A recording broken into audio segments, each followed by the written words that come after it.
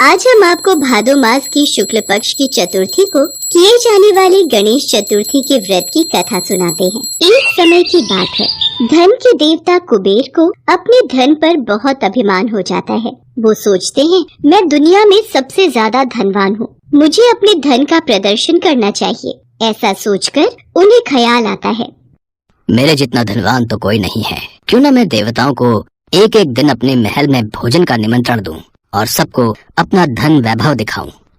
ऐसा सोचकर वो सर्वप्रथम भोलेनाथ को अपने महल में भोजन करने का निमंत्रण देने के लिए कैलाश पर्वत पहुँचे। भोलेनाथ उनकी मंशा समझ गए। कुबेर का अभिमान समाप्त करने के लिए उन्होंने कुबेर से कहा, मैं आपका आमंत्रण स्वीकार नहीं कर सकूंगा, लेकिन मैं अपनी जगह गणेश को आपके साथ भेज देता हूँ।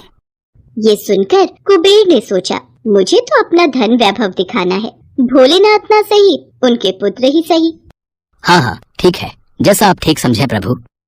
वो गणेश जी को अपने साथ लेकर अपने महल पहुंचते हैं।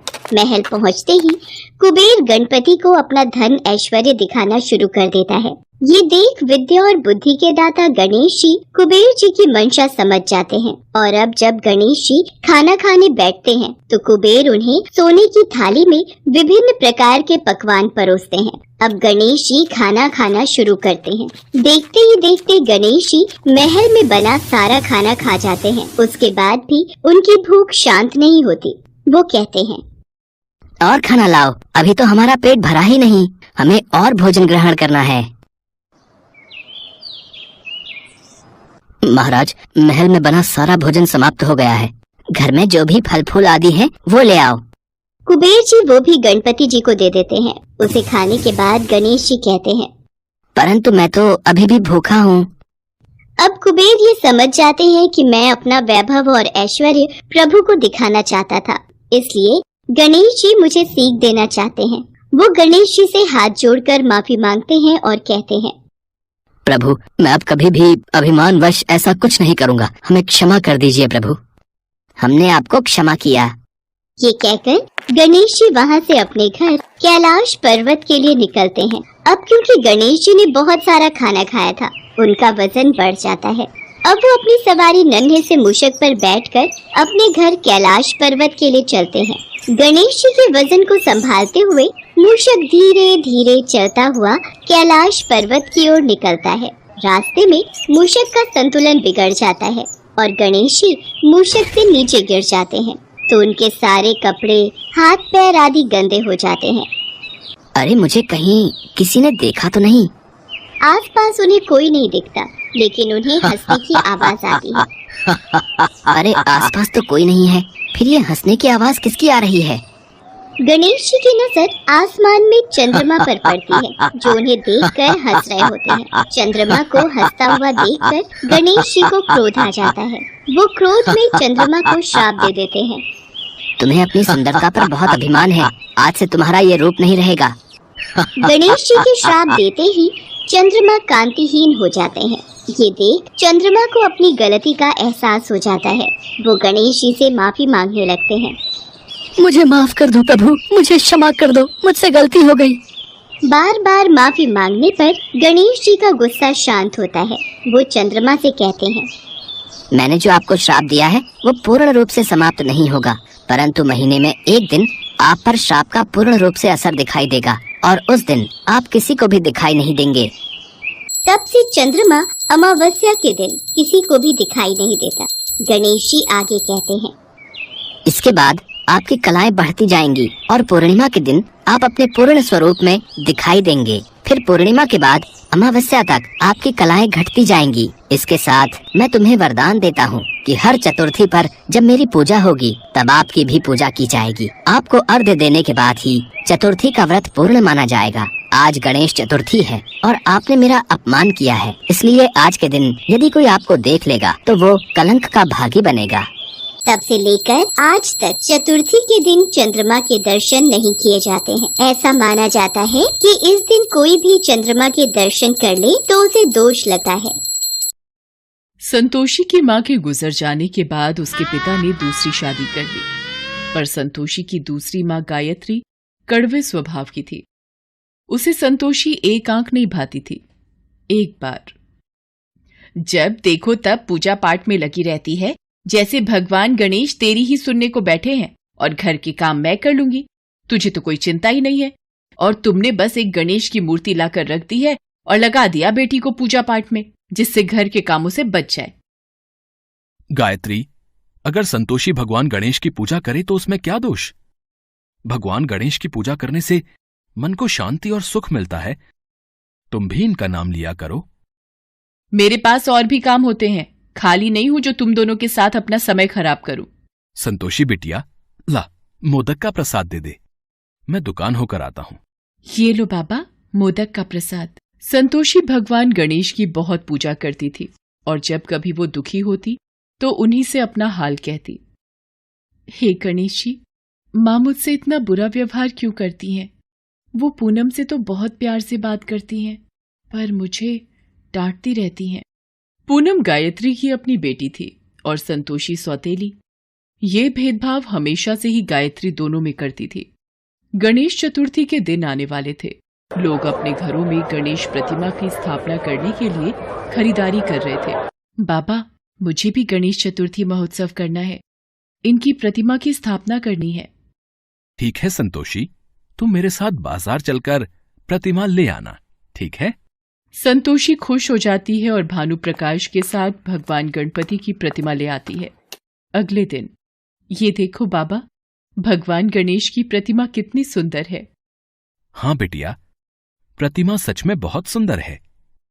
अब 10 दिन तक इनकी खूब सेवा करना, फिर हम धूमधाम से गणपति विसर्जन को जाएंगे। बाबा, मैं भी चलूंगी गणपति विसर्जन में। कोई जरूरत नहीं है किसी विसर्जन में जाने की, ना मैं जाऊंगी ना तू।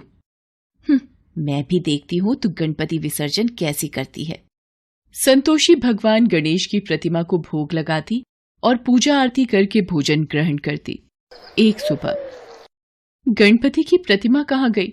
बाबा, मेरे गणेश की प्रतिमा यहाँ नहीं है, स्थान खाली है। बाबा, मेरे गजानन कहाँ गए? रो मत संतोषी, ऐसे प्रतिमा कहीं नहीं जाएगी। रुक, मैं देखता हूं। गायत्री, पूनम ने यहां गणेश जी की प्रतिमा रखी थी, पर अब नहीं है। मुझे क्या पता कहाँ गई, मैं ये सब देखती रही तो हो गए काम। बाबा, अब कल हम किसका विसर्जन करेंगे? बाबा, लगता है मेरे से कोई अपराध हुआ है जो गणपति नाराज होकर चले गए। लौट आओ भगवान, मेरे से यूं रूठ कर मत जाओ। संतोषी बहुत रोती है। भूखी प्यासी वो वहीं बैठी रहती है।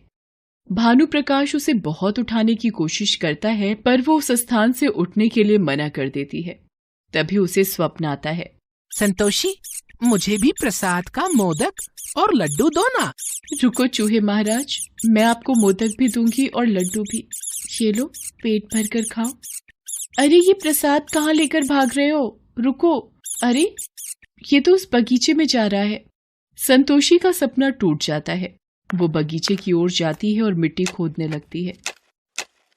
संतोषी, क्या हुआ बेटी? वहां मिट्टी क्यों खोद रही हो? बाबा, चूहा प्रसाद के मोदक और लड्डू लेकर यहाँ मिट्टी में चला गया, उसे निकाल रही हूँ। संतोषी जैसे ही मिट्टी खोदती है, संतोषी और भानु प्रकाश हैरान रह जाते हैं। बाबा, गणेश जी की प्रतिमा मिल गई, देखो। गणेश जी की प्रतिमा यहाँ बगीचे में कैसे? और ये हुआ कैसे? बाबा, अभी थोड़ी देर पहले सपने में एक चूहा मेरे पास आया और प्रसाद लेकर यहाँ भाग आया, और यहाँ मेरे गणेश की प्रतिमा मिल गई। गणपति बप्पा मोरिया, मंगल मूर्ति मोरिया। हे मेरे देवा, संतोषी पर अपना आशीर्वाद हमेशा बनाए रखना। अगले दिन संतोषी और भानु प्रकाश श्रद्धा भाव से गणपति विसर्जन करते हैं। जब वो घर वापस आते हैं, हे भगवान, मेरे पेट का दर्द नहीं जा रहा। जानलेवा दर्द है, कोई कुछ करो।